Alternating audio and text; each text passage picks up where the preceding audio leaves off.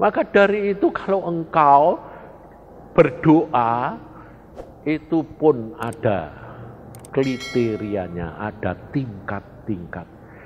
Doa yang bagaimana yang engkau diterima, yang dia berkenan kepada dia. Kalau hatimu, permintaanmu untuk kemuliaan nama dia, menyenangkan hati dia. Kalau permintaanmu itu cuma hanya kepentinganmu sendiri, harus tertunda. Karena apa? Karena percayamu hanya untuk dirimu sendiri. Makanya kalau kamu doa orang lain kok cepat dijawab cespleng. Kalau doa buat kita sendiri kok tidak cespleng, Pak.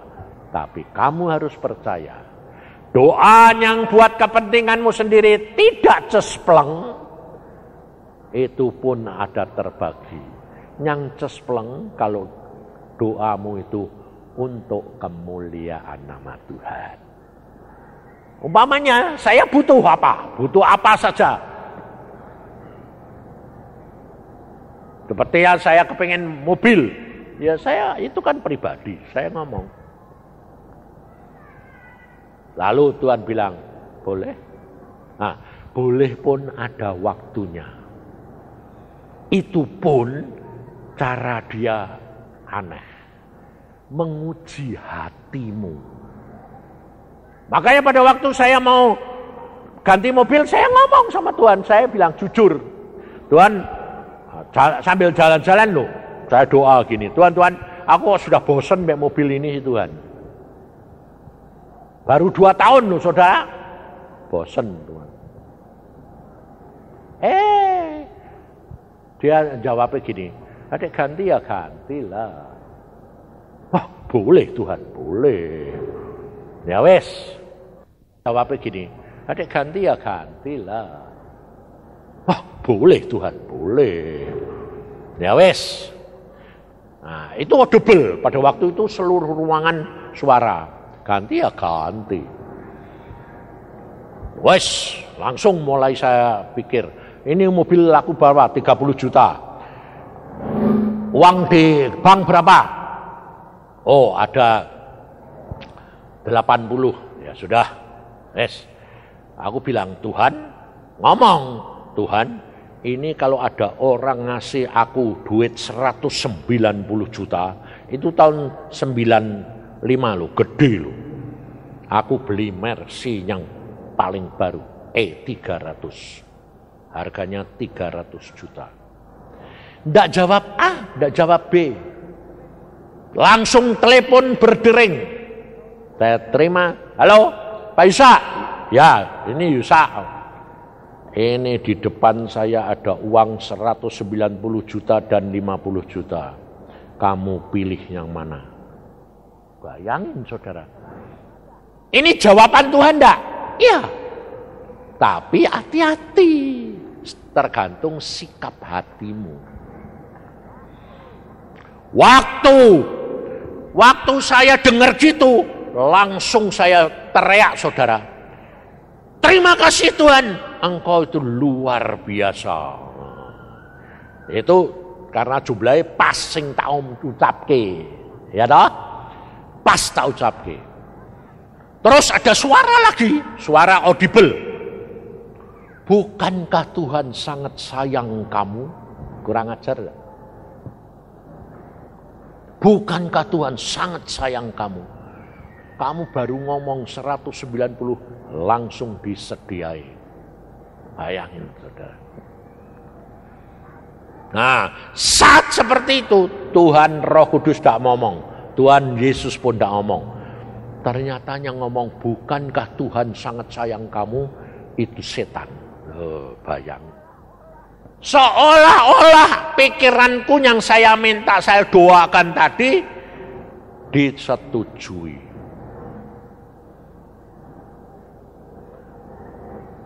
Tapi saat itu saya bilang gini, ini memang benar. seolah-olah semuanya baik dan setuju. Tapi aku hamba Tuhan. Aku tidak mau melampaui kehendak Dia. Keinginanku belum tentu. Sehingga saya yang telepon itu masih megangi telepon, saya bilang, sebentar ya, saya tak doa. Oh ya, silahkan. Tuhan, aku ini hambamu. Ini ada duit 190 sama 50 juta. Menurut engkau bagaimana? Tidak dijawab. Hanya melintas firman Tuhan di otak saya. Hanya melintas. Hamba Tuhan terima 1/10.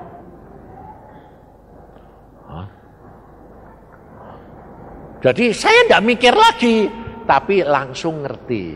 Oh, ngerti. Berarti 1/10. Terus hati aku saya tanya, kok kamu bisa 50 sama 190 bagaimana? Aku jual rumah, Pak. 240 juta. Nah terus, aku memberi perpuluhan, itu lebih. Pada waktu mau saya berikan perpuluhan, Tuhan ini ngomong, Pak. Ngomong apa? Rela ndak kalau aku minta yang besar, aku berikan hambaku. Karena ngomongnya 2 kali, wah aku takut, Pak. Ya aku bilang, ya aku rela Tuhan, tapi hambamu siapa toh? Sing meh mau kasih gede. Nyebut namaku, Yusa. Langsung protes dia. Siapa? Yusa. Yusa sudah kaya. Buat apa mau kasih gede-gede? Kasih yang jemaat kecil-kecil dulu di gereja. Buat gereja, buat hamba-hamba Tuhan. Jawabannya Tuhan nyelelek terjauh. Justru dek nenek iku sugih dek ngkei aja sithik-sithik. Bayangin saudara. Ayo, aneh lah. Aneh toh. Oh ya sudah Tuhan, kalau kowe mau ngono ya silakan. Karena apa? Dia sendiri pun sedang berjuang. Karena apa? Dia butuh duit itu. Kok sekarang suruh ngasih ke? Kita itu tidak ngerti. Langsung dia bilang, oke Pak, kamu pilih 190 atau 50. Oh, saya jawab, saya terima 1/10. Berapa? 24 juta. Loh, dan sisanya nanti saya doakan untuk hamba-hamba Tuhan yang lain. Lah yang 190 kembali kepadamu. Waktu saya bilang kembali kepadamu, sorak. Haleluya, puji Tuhan.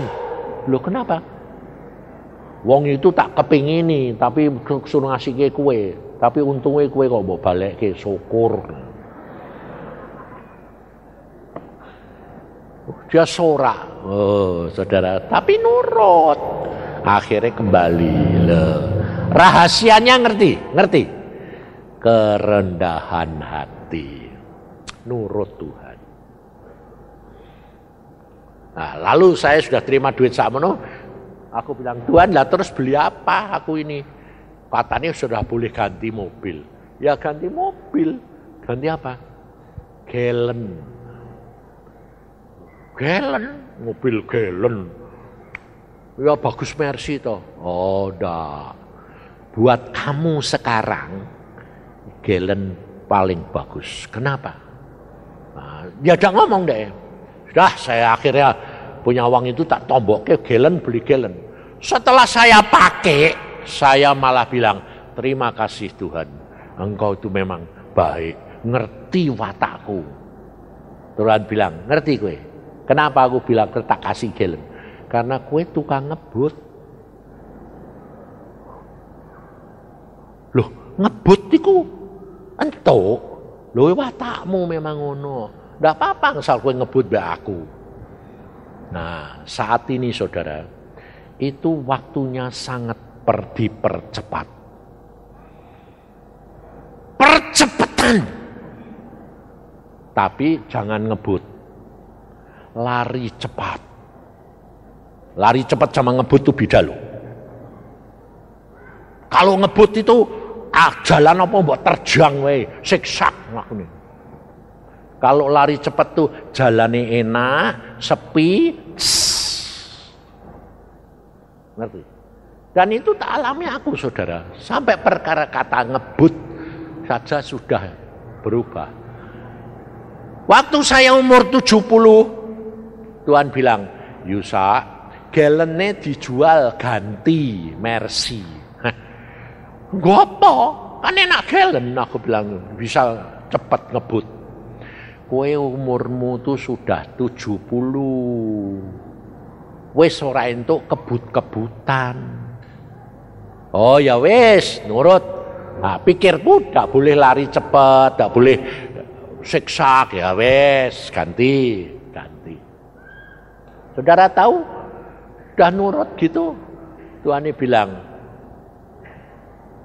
itu Mercy sing iki ku mesine besar anune enak. Oh ya. Ah wis di jalan di tol. Nah, katanya ndak boleh ngebut ya alon-alon, malah ditabrak mantuku mati. Loh. Lah malah jalan pelan-pelan malah kecelakaan. Jawabannya Tuhan piye? Lah sing kowe ndak boleh lari cepet sapa? Lah kemarin dulu bilang mbok kasih Mercy jangan ngebut. Ngebut mbek lari cepet tuh beda. Bayang. Gak ngerti toh? Gak ngerti. Makanya waktu saya kemarin dulu kesini sama istri saya, jalan di tol Cirebon kan sih, tak pencet wae. Tuan nyoba ya, tak pencet ya. Pencetan, tak pencet wae. 200. Terus saya ditanyai orang, ngebut Pak? Ora. Lah kok 200? Lari cepat.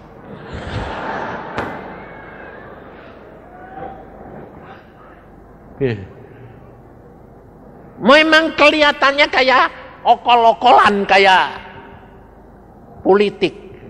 Itu Tuhan itu udah bisa saudara. Tidak bisa mengerti. Maka yang penting sikat hatimu. Hati ini lucunya apa? Nek kowe kepengin, dia ndak. Nek kowe kepengin nurut dia, apa sing kowe kepengin? Kasih sodor-sodori. Nah, jadi kalau kamu sudah tahu rahasia gitu, jangan kamu bilang, kalau gitu kita pura-pura oh Tuhan ndak bisa mbok akali. Wong hatimu pikir sedikit ya wis tahu deh, ndak bakal. Ngerti saudara?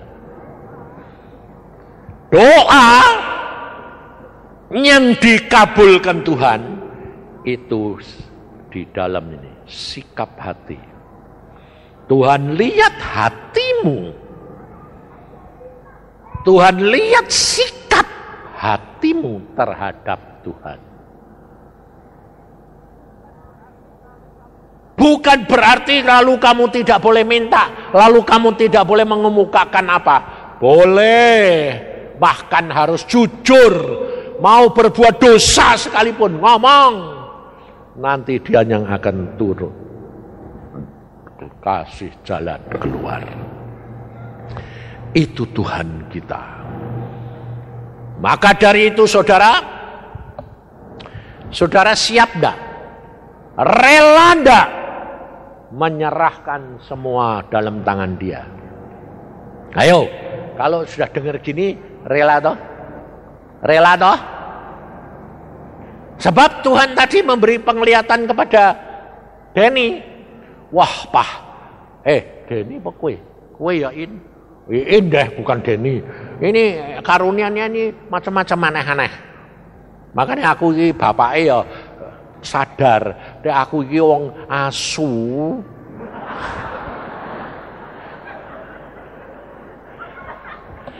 Anjing itu tidak punya karunia penglihatan,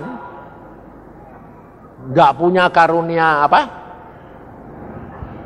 Pendengaran sing secara manusia dah. Ya wes aku mah terima aja. Matur nuwun Tuhan. Terus mbok kasih anak-anak sing peka. Jadi tambah baik. Aku muni ya wes toh. Jadi sebarang-barang kerap kali saya bilang apa? Tuhan ini maunya apa? Oh, gitu. Jadi jangan merasa aku bapake. Ya toh? Karena di hadapan Tuhan ternyata cucuku sapi, aku anjing meneh aku. Ya mes terima. Sebab Tuhan mau pakai saudara dan saya seperti apa adanya. Kutuk bisa diubah jadi berkat. Anjing yang katanya najis di dalam Alkitab diubah jadi Tuhan. Anjing kesayangan lo. Padahal anjing kesayangan itu mahal daripada anak dewek, iya toh? Ada orang anaknya tidak dikasih makanan sing mahal, anjingnya dibeli nasan mahal. Maka dari itu Tuhan. Maka dari itu saudara, ini dapat penglihatan, ini banyak kaki-kaki yang terikat. Terikat dengan apa? Macam-macam. Nah, ini juga saya dapat dari Iin, saya ngalami ini apa? Saya pergi ke rumah sakit Advent Badung, saya diminta seorang ibu berdoa. Ibunya ini koma sudah berapa tahun lupa aku. Badannya sudah kuning semua. Anaknya dokter sing jia insinyur. Itu sampai sana saya datang. Tuhan, aku ini mau suruh apa? Ya ndak ngomong nih, ndak diem aja. Ya aku ya diem aja. Sampai sana, mari kita doa, aku bilang itu. Nah, terus mau tak tumpangi tangan, kepalai. Akhir ngomong, doni juru hati, ndak usah kepala, kaki. Loh kok, secara akal aku bilang, mana ada hamba Tuhan kok numpangi kaki? Ya kepala apa dodone ngono lho ya. Kaki. Ya, tapi wong aku modele sudah dilatih ya nurut wae. Dianggap wong edan wis ben lah. Kaki, pergelangan kaki tak tempelin. Anake, suaminya semua mesem. Ini pendeta edan. Tapi ya wis ben. Oke Tuhan, aku numpangi kaki ini buat apa? Bebaskan. Tapi sebelum dibebaskan, lalu saya diberi pengertian. Terikat oleh apa? Sumpah apa? Dia pernah sumpah tidak mau mati kalau suaminya tidak bertobat. Lah sumpah kok aneh-aneh. Lah terus dia tidak bisa mati, tidak bisa. Nah, jadi kalau saudara itu kakimu sedang terikat, ambek duit, ambek masalah, dengan perkara-perkara yang lain, omonganmu, janjimu, itu membawa akibat parah. Ini ibu 3 tahun berapa? Koma, mati ndak, hidup ndak. Tubuhnya rusak dalamnya. Warna kulitnya sudah kuning kayak tembok, kuningnya oren. Sebab hati ini juga rusak. Ndak bisa mati, ndak bisa. Koma terus. Terus aku bilang, aku bebaskan Tuhan, tapi bagaimana caranya ndak tahu. Tapi aku berdoa dalam nama Tuhan Yesus, aku bebaskan. Nah, habis itu suaminya tanya mbak aku, Jadi belum ngerti deh, itu suami nih yang jadi ikatan. Sumpah itu. Tidak tahu. Tanya. Siapa Pak? Yang mengikat ngerantai kaki istriku. Aku bilang, siapa Tuhan? Suami nih. Wah, langsung tak tuding, aku ora urusan. Kamu marah saudara. Waktu tak tuding, kamu, saya. Langsung bilang, yang benar dong Pak, dia ngomong. Kok kenapa? Masa aku suami ini jahat kayak gitu? Enggak tahu, aku ngertinya ya kue itu jahat ya kue. Kue jahat tenan loh. Aku jahat Pak. Enggak tahu. Ya iya, mesti nih mau sing iket kue kok. Jadi jangan kira saudara, aku ini ngerti kabeh, ngerti ya. Enggak tahu. Ya cuma jalani Tuhan. Terus ditantang aku. Tunjukkan salahku. Bayangin gue, repot enggak? Aku ya santai aja. Aku ya bilang, tunjukkan salahnya. Yang ngomong do juru hati tok, tunjukin dong. Ini piye? Aku jawabnya apa? Jawab dia. Dia sebelum mati, dia bilang, Tuhan, aku tidak mau mati sebelum suamiku bertobat. Aku yang ngomong gitu. Dia pernah janji, dia tidak akan mau mati kalau kamu tidak bertobat. Nangis kayak anak kecil. Iya betul. Lu tadi kok marah-marah. Sekarang ya betul. Kue jahat toh? Ya bener, aku sing jahat.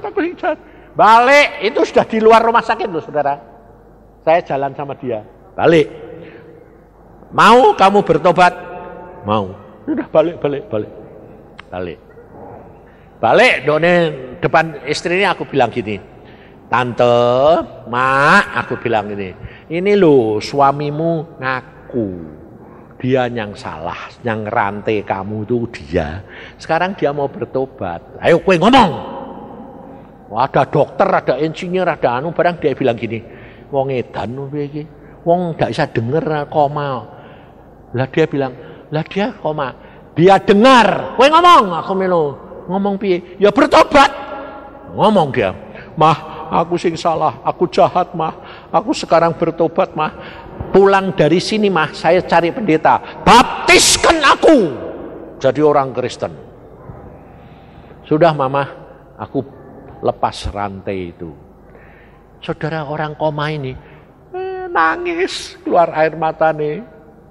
Lalu tenang, lalu mesem. Loh, aku bilang lihat dulu, nangis.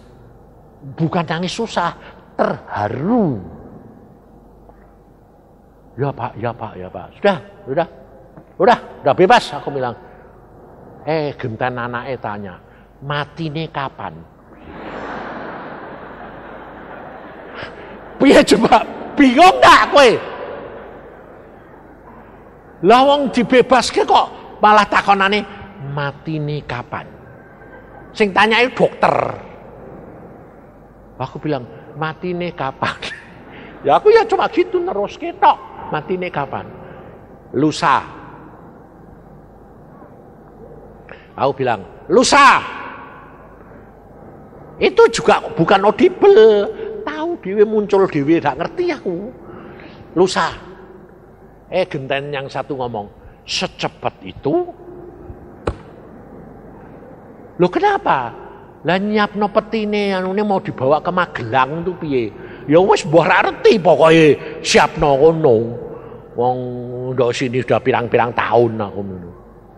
Ya sudah, terima kasih Pak. Benar. Lusanya saya jam 11 malam ditelepon. Pak, terima kasih. Sudah berangkat. Ya wis sana diurusi sana. Ngerti saudara? Jadi doa-doa ini langsung karena apa? Karena sikap hati dan kerendahan hati. Kita itu tidak punya apa-apa, tidak bisa apa-apa. Jadi mengharapkan dia pertolongan Dia, semuanya Tuhan akan lepaskan dan selesaikan masalahmu. Rela hari ini kamu dilepaskan? Mau? Ayo bangkit. Berdiri.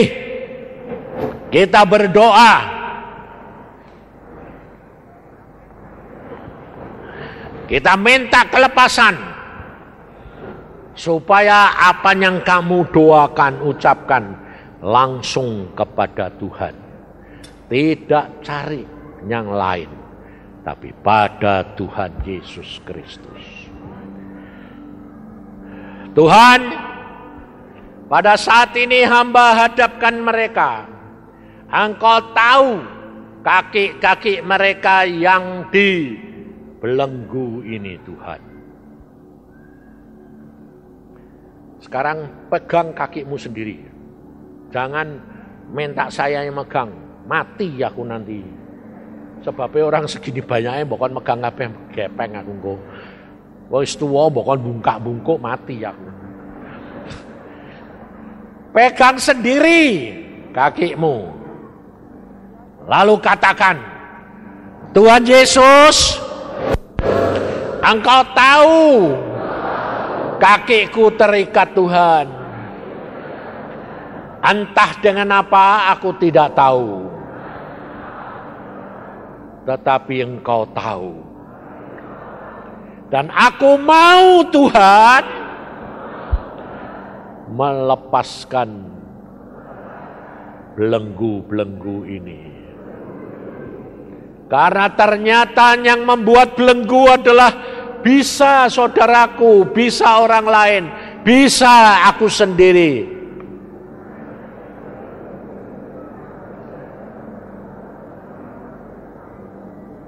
Tolong Tuhan, bebaskan aku.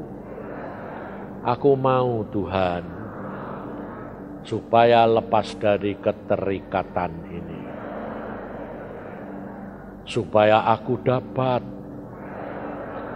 partnermu menyelesaikan tugas. Menjadi alatmu untuk kemuliaan namamu.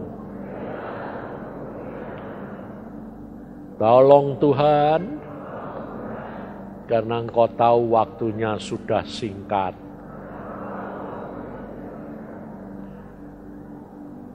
Dalam nama Tuhan Yesus, bebaskan aku. Aku rela dan aku mengucap syukur. Karena aku punya Tuhan yang penuh kasih, yang mau membebaskan aku. Ya, dah ucapkan syukur. Terima kasih Tuhan, karena Engkau begitu baik. Hari ini Engkau lepaskan.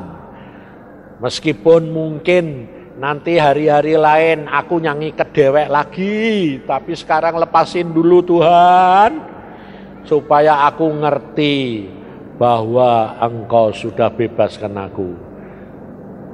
Aku bertobat. Terima kasih Tuhan.